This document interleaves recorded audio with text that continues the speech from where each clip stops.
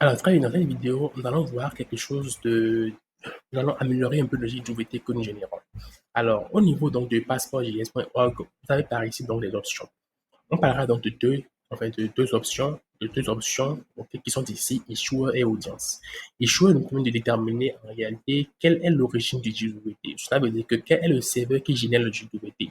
Alors, si donc mon serveur est par exemple localhost de point, je dirais bugrebel.com, ok, qui génère donc le JWT, il sera donc mis à l'intérieur donc de quoi donc JWT. Pour que au moins de le décoder, il aura donc un attribut il y aura donc un attribut nommé ISS qui sera à l'intérieur et qui va contenir au fait le JWT qui a été donc généré. Donc s'il ne trouve pas donc le ISS qui correspond à la valeur que j'ai mis, automatiquement il dit que le token est invalide. Ça veut dire que ce n'est pas donc le bon serveur qui a donc généré ok, le token qui est donc là. Donc je mets donc option issuer, je mets dans middleware authentificate.js, je mets donc option issuer, je mets par ici HTTP localhost de point donc 3000 qui est donc mon serveur donc local qui a généré donc le JWT. OK? Donc, automatiquement, dans ma stratégie, il aura donc à vérifier donc cela et donc le taux sera joué. Donc, si c'est pas donc le bon serveur qui a donc généré, il le refuse automatiquement pour dire que voilà, un authorize, impossible donc d'utiliser donc ce token pour se connecter ou pour récupérer une donnée. Alors, cela étant fait, là maintenant passé dans la partie de l'authentification, enfin de la déconnexion. Pour donc faire la déconnexion, nous allons utiliser en réalité donc Redis qui est un système de mise en cache qu'on va utiliser afin de pouvoir blacklister donc les tokens qui ne doivent plus être utilisés. Alors pour cela, venons ici au niveau de Redis et vous avez ici donc quelques donc commandes que vous pouvez taper en fonction de vos distributions, ok, de vos scènes d'exploitation. Sur Linux, Debian ou Ubuntu, vous pouvez donc faire sudo apt update, sudo apt install redis-server et après donc démarrer donc Redis en faisant sudo systemctl enable Redis et sudo systemctl start Redis. Ensuite, donc, faire un Redis client avec Redis-clean pour voir donc si c'est bon. Maintenant, au niveau donc de Mac, avec Homebrew, vous pouvez donc faire Brio install Redis, Brio service start Redis. Après, donc, vérifier si tout cela est bon en faisant Redis-clean. Au niveau de Windows, en réalité, nous pourrions utiliser euh, l'Aragon en question que moi j'utilise comme SGBD, système de gestion de base de données, est ici. Et par défaut, donc quand on est sur le menu par préférence par ici, il ouvre un pop-up, il y a un service, il y a donc un menu service et pocket ici. On peut donc cocher Redis pour donc installer Redis. Ici, donc autre système de mise en cache, appelé donc même cached. Un Redis, est-ce que vous allez utiliser? Donc, il suffit de cocher donc Redis, et automatiquement, donc, il va permettre de pouvoir installer Redis et configurer donc il démarre automatiquement sur le port 6379 au niveau donc de mon local host, donc mon serveur local. Alors, sinon, vous pouvez donc encore utiliser donc le lien qui est ici, que je mettrai dans la description de la vidéo en question. Le lien donc est ici simplement. Et pour le mettre donc, au niveau du navigateur, il vous ouvre la page qui est ici. Vous cliquez donc sur redis.zip qui est ici en question. OK. Et vous donc téléchargez donc votre système avec le zip du Redis. Après le téléchargement, vous venez donc au niveau de votre ordinateur, vous ouvrez donc le Redis en question. Vous verrez donc un ensemble de fichiers comme ceci. Vous cliquez donc sur Redis-server qui est ici, qui est un exécutable. Vous cliquez donc sur exécuter. Et qu'est-ce qui se passe? Voilà un peu. Voilà. Donc là, automatiquement, donc il me dit autoriser. Donc j'autorise et le tout est joué. Mon Redis est prêt ok, à être utilisé au niveau de mon application. Donc il dit quoi? Server donc is now ready to accept connection on port 6379. C'est tout. Alors maintenant, on vient au niveau donc de notre ordinateur par ici et nous allons aller donc dans config. Dans config, nous créons un fichier nommé redis.js où nous allons faire la configuration de Redis. Pour commencer, on va donc ouvrir un terminal, ok, et donc faire npm install Redis. npm install Redis. Après, nous allons faire donc import Redis from Redis. Après, nous allons faire donc redis.create client, ok. Et nous faisons par ici donc le socket de point, on met donc le port de point 6379, on met dans le host, local host, et c'est bien donc cela, c'est tout. Donc par ici, donc on crée le client, et celui-ci, donc il fait quoi? Euh, Voilà, donc l'entrée, donc le client, on peut le mettre en effet dans let, Redis, client, qui est également à ceci. C'est bon? Alors, cela étant fait, nous pourrions aussi donc voir, par défaut, nous savons que Redis démarre toujours donc sur quoi 63, donc 79 et donc localhost. Donc, comme donc, c'est-à-dire par ici chez nous, on pourrait donc supprimer tout ceci et ça devient juste comme ceci. Redis.create client. Ici, donc, on met dans Redis client comme la variable, c'est tout. Mais nous laissons donc comme ceci pour être plus clair dans ce que nous faisons. Donc, maintenant, ici, Redis client, le tout est joué. Après, on fait donc Redis client.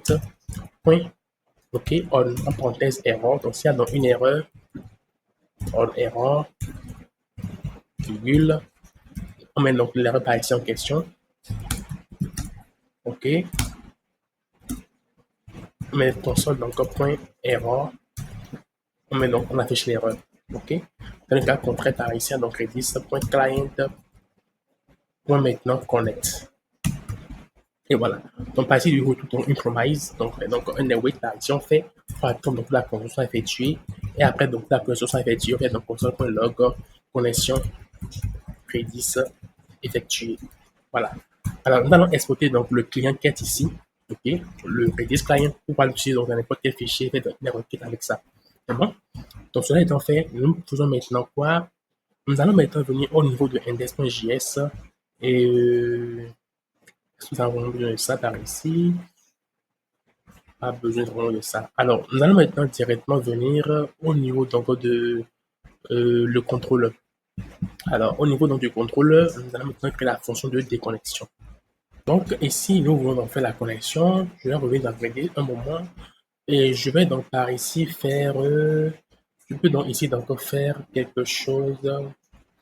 Je vais par ici donc faire un try catch en réalité pour donc pouvoir capturer les erreurs qui peuvent donc se passer au cours de l'exécution donc de mon Redis en question. Donc, on va faire comme ceci. On sort donc un point erreur. On fait donc l'erreur en question à s'afficher à ce niveau-ci. C'est bon. Alors, cela donc étant effectué par ici, OK, nous allons maintenant venir dans le contrôleur, on va maintenant créer donc une fonction nommée donc, déconnect, qui a donc la requête, qui prend donc la réponse et qui prend donc un nest. Maintenant, à l'intérieur, qu'est-ce qu'il fait? On va maintenant donc faire un try et ensuite donc un cache, capturer donc les erreurs qu'il peut y avoir. Et ici, donc, un nest pour donc capturer donc les erreurs. On va donc les erreurs plutôt. On appelle en retour en même temps donc déconnectant le méthode qui est ici. On va l'utiliser donc partout. Et ici, qu'est-ce que nous faisons? Alors, premièrement, il faut donc d'abord que nous extrayons le token parce que nous voulons d'abord faire quoi? Blacklister le token. OK? Donc, maintenant, on extrait le token en question. Pour extraire ce token, déjà, qu'est-ce que nous faisons? On va utiliser donc extract JWT de passeport JWT. OK? Donc, on importe en réalité. On importe, voilà un peu ici. On importe à partir donc du passeport JWT. Et donc, on fait maintenant point from off header as burial token. Donc, on fait en parenthèse et ensuite on fait encore en parenthèse comme la requête, le grec qui est ici. Voilà. Là, automatiquement, qu'est-ce qu'il fait? Il nous extrait donc le token dans cette variable-ci, appelé donc token. Alors, le token maintenant ayant été extrait, nous allons maintenant donc faire une vérification. OK, on va vérifier donc le token en question. Donc, token, virgule, la clé qui est donc dans process, point end, point off key. Et après, donc, qu'est-ce qu'on lui passe par ici? L'erreur et donc le JWT load, ou bien les données qui sont décodées au fait. Voilà. Donc, on lui fait donc comme ceci. Voilà. Alors, ici, nous avons donc le décode du code si nous voulons qui contient donc les données. Mais que si donc il y a une erreur en réalité, donc on va donc dire que return response.status 403 authorized put donc JSON en parenthèse message le message donc sera par ici message on met donc token invalid token invalid par ici. Dans le cas donc contraire, si donc c'est pas non d'erreur en réalité, on va donc pas ici récupérer dans des codes, il y a donc une variable, enfin une attribut nommée donc export qui est donc à l'expiration, OK? Le temps donc que va faire le token avant donc expiration. OK, donc on fait maintenant donc ceci, decoded.esp, qui est en seconde. Alors maintenant, nous voulons faire quoi? Nous voulons récupérer précisément le temps qui reste au fait au token pour être expiré. Vous comprenez un peu? En fait, donc au moins mat, point floor, en parenthèse, on fait donc data.now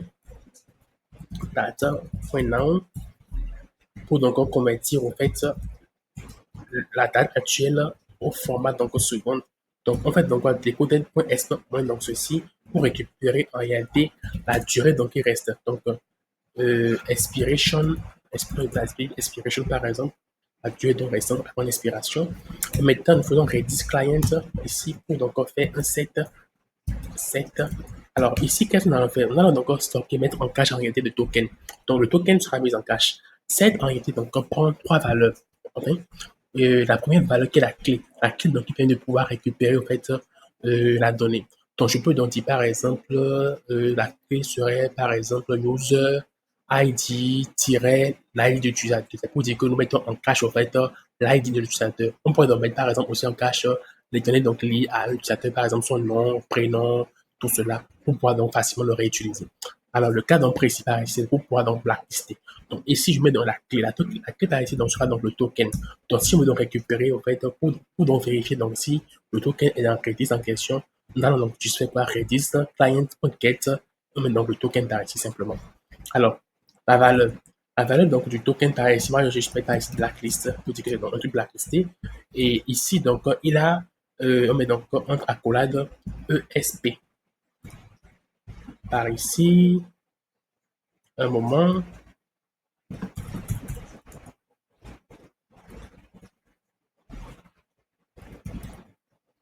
Voilà, ES plutôt. ES en effet, c'est pour dire que c'est la durée donc pendant laquelle le token sera stocké dans Redis. Quelle est la durée donc de stockage du token dans Redis? Après donc la durée soit écoulée, la clé va expirer. Ça veut dire qu'il ne sera plus donc stocké. Donc, la durée par ici donc pour nous c'est quoi? C'est ceci, expiration. Alors, pourquoi est-ce qu'on fait cela? Quand on génère en réalité un JWT, ok, on dit par exemple qu'il expire donc dans une heure de temps, il n'est pas donc possible de revenir après dire donc que bon, je diminue la durée pour que dise que on le met dans le passé et dit qu'il a expiré. Non. Donc, pour ce fait, en réalité, nous calculons donc la durée qui lui reste pour être expiré.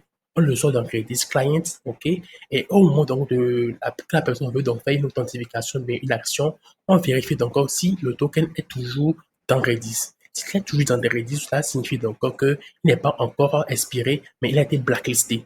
Donc, on peut donc rejeter la requête qu'il a effectuée.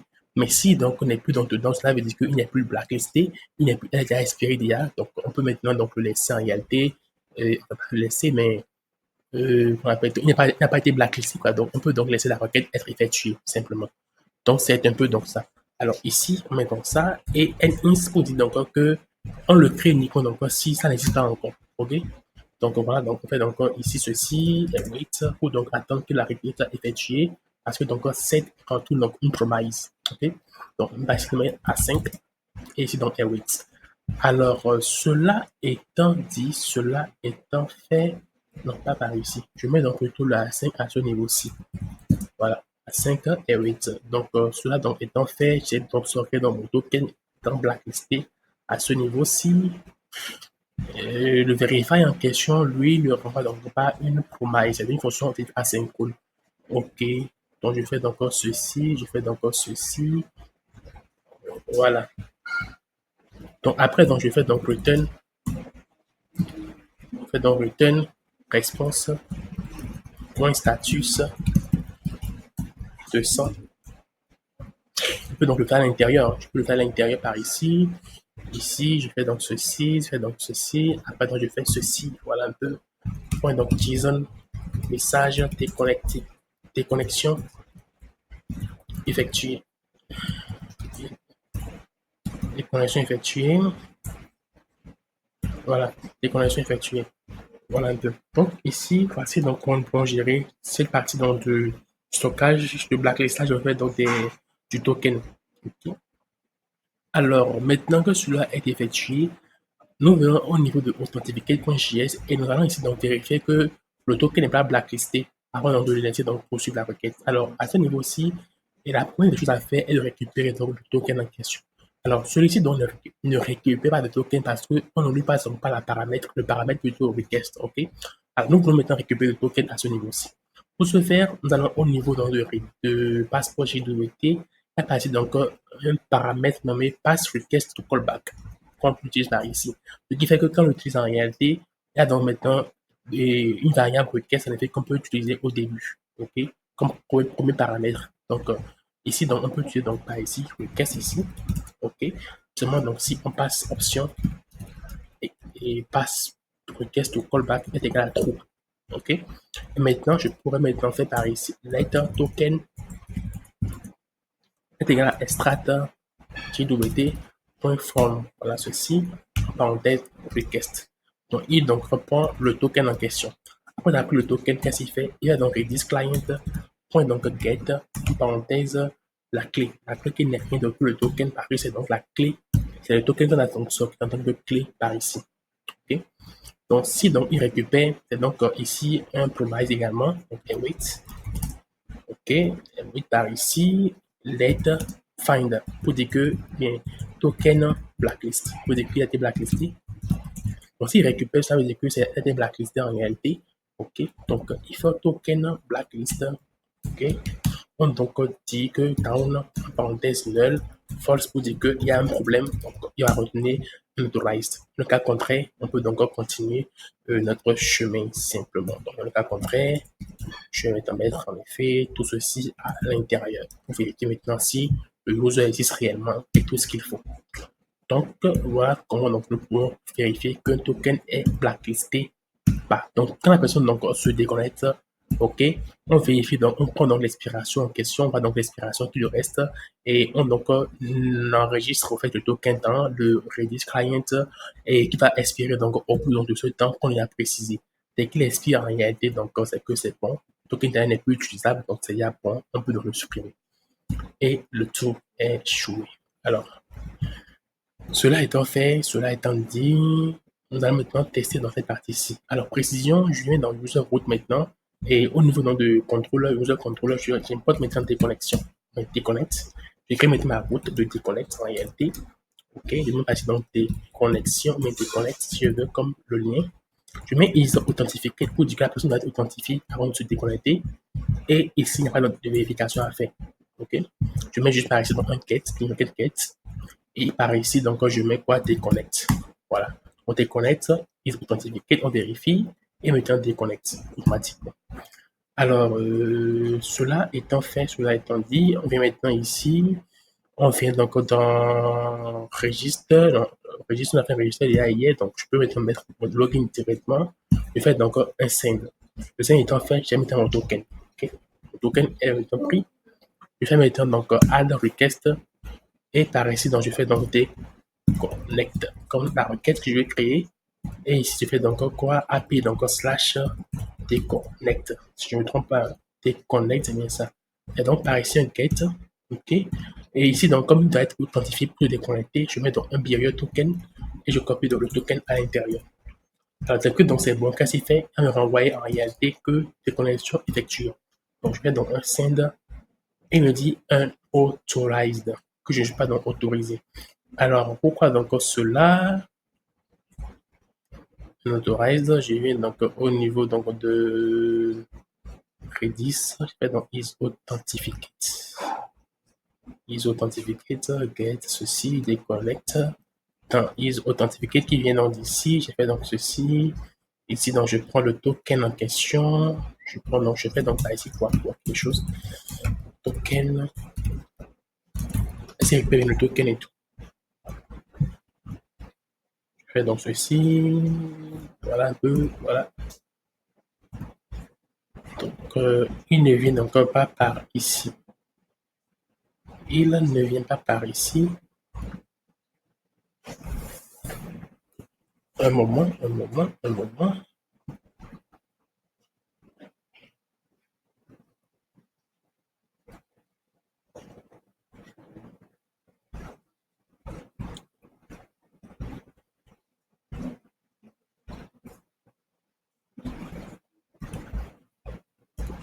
Il n'est pas authentifié. Un authorise plutôt.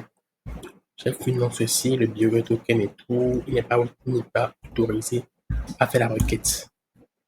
Ok, cela donc peut venir tout par ici. Je fais donc par ici. Je mets par ici, non, c'est pas par ici. Pas d'ici vient le problème. Je fais un truc rapidement pour vérifier un truc. Is Authenticate vient forcément donc de ce niveau-ci. Le problème vient forcément de ce niveau-ci. Ok, il vient forcément de ce niveau-ci. Alors, voyons voir. Je fais d'abord quoi? Je fais d'abord donc, je mets donc le token en gros par ici.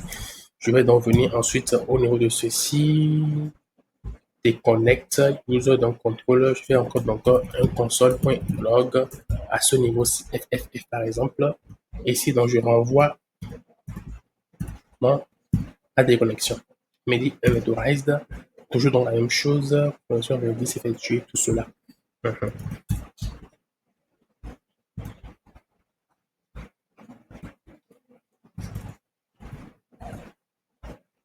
Alors, voyons voir un truc. Voyons voir un truc. S'il ne vient pas jusqu'ici, c'est qu'il y a un problème déjà. Down, false, ceci, donc if ceci, down, ceci. Il y a donc une erreur quelque part par ici qui ne précise pas. Une erreur quelque part par ici qui ne précise pas.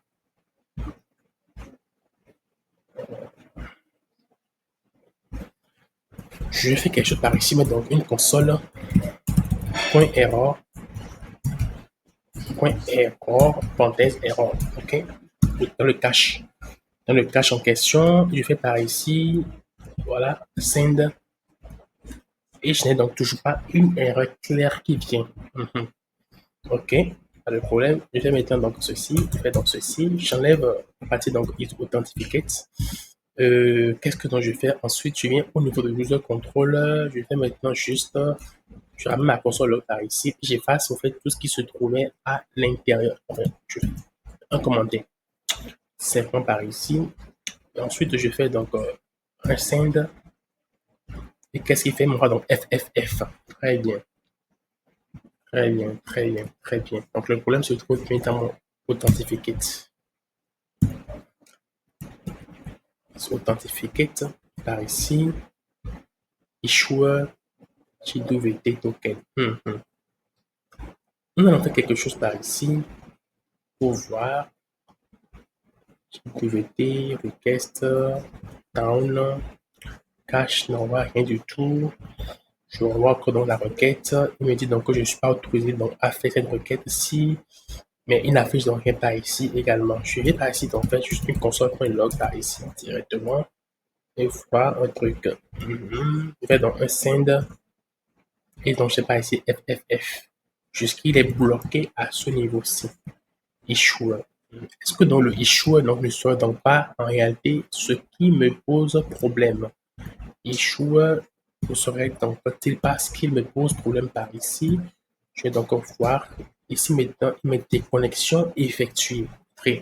Donc là, c'est de issuer en réalité donc qui me pose un petit problème HTTP donc localhost 3000. OK. Issuer, ISSUER est égal à token ISS verify against face value.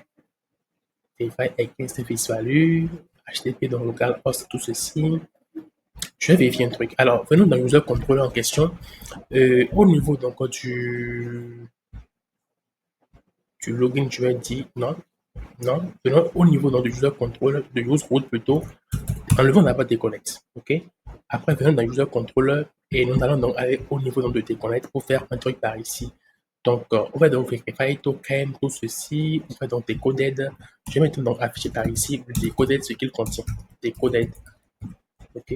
Decoded. Voilà un peu. Et je remets donc dans mon authentifié, je remets dans le issuer. Donc, je veux dire quoi? Je veux donc simplement créer dans un token à partir de ce issuer et voir en effet dans les connexions qu'est-ce qui va précisément dans le decoded. OK? Pour donc vérifier cela. Alors, je vais maintenant donc faire un autre truc par ici. Login. Je me reconnecte avec un token. Je fais maintenant ceci. Je termine dans les connects. Je mets donc mon token à l'intérieur. je fais donc un send. Un send veut dire déconnecté. Et par ici, j'ai donc à l'intérieur quoi, comme décoder, j'ai donc ID, email, IAT et expire. Ok, tu vois maintenant. Donc, très bien. Donc, ce que nous allons faire par ici, c'est que au niveau donc, du login en question, et pardon, de issue par ici, qui a été donc au niveau de la génération, donc de mon token dans mon login, voilà un peu, j'ajoute donc issuer, et je mets donc le lien, ok, de mon serveur qui est donc de point slash localhost de point donc 3000, ok, je dis que c'est mon issuer. Ce qui fait maintenant que par ici, je peux maintenant remettre mon is authentificate à ce niveau-ci. Je fais maintenant donc quoi? Je fais encore un nouveau login. Voilà un peu. Et par ici, donc, je prends donc mon lien. Je vais dans des connects. J'ai d'afficher donc bien sûr ici une console pour voir ce qu'il y a dedans. Donc, je fais maintenant des connects. Je mets le token, le nouveau token. Je fais donc un send déconnecté. Très bien. Et par ici, qu'est-ce que j'ai dans mon nouveau truc? J'ai maintenant ISS Trading qui est à l'intérieur. Donc, qu'est-ce qu'il fait? Il vérifie donc que ceci, ce qui est donc le token en réalité, correspond exactement à ce qui donc a été défini dans le issuer option qui est ici et le tout est joué. Donc, voilà le problème qu'on avait, c'est résolu. Donc, voici donc comment vous faire une déconnexion sécurisée donc au niveau de votre application d'authentification avec Express. Alors, nous sommes à la fin donc de la partie de l'authentification avec Express. Nous avons vu comment on fait les logins, comment on fait un register, comment donc on envoie donc un code, comment donc on vérifie dans le code, on valide le code, on active le compte de la personne et tout. Cela donc étant effectué dans les prochaines vidéos, dans la prochaine vidéo, nous allons voir comment est-ce que nous pouvons donc compléter donc autre API afin de pouvoir faire un outil, ok, qui donc réagit comme WeTransfer. Cela veut dire que nous allons pouvoir uploader donc des fichiers, stocker donc des fichiers, on va donc générer un lien donc sécurisé avec bien sûr un mot de passe donc enfin, un lien sécurisé auquel une personne peut accéder précisément, ok, et qui a donc une durée d'expiration, qui après la durée d'expiration, on supprime automatiquement le fichier en question. Donc voilà donc le prochain objectif de notre formation. Merci et à très vite.